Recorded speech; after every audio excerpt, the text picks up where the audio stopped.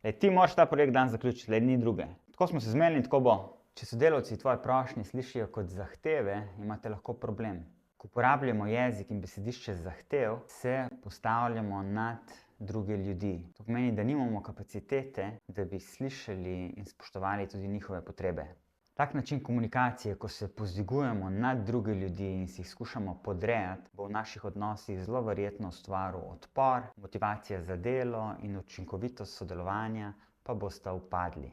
Zahteve lahko prav tako eskalirajo v grožnje, kar še dodatno poveča razdor v naši komunikaciji.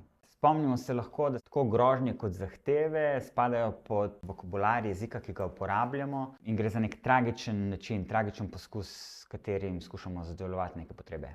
Pa si zdaj pogledajte en primer razlikovanja med prošnjo in zahtevo. Ti moraš ta projekt dan zaključiti, ni druge. Tako smo se zmenili in tako bo.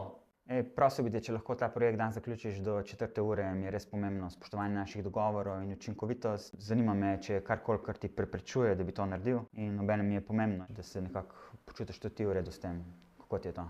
Prošnje torej ustvarjajo prostor za upoštevanje potreb tudi ostalih ljudi, medtem ko zahteve povečujejo možnost za pojav odpora. By the way, če vaše prošnje niso upoštevane, je pa to mogoče zato, ker niso bile dovolj jasne in konkretne, druga oseba vaših prošenj ne more izpolniti, so drugi osebi v tej določeni situaciji bolj pomembne njihove potrebe, ali pa je bila vaša prošnja slišana kot zahteva.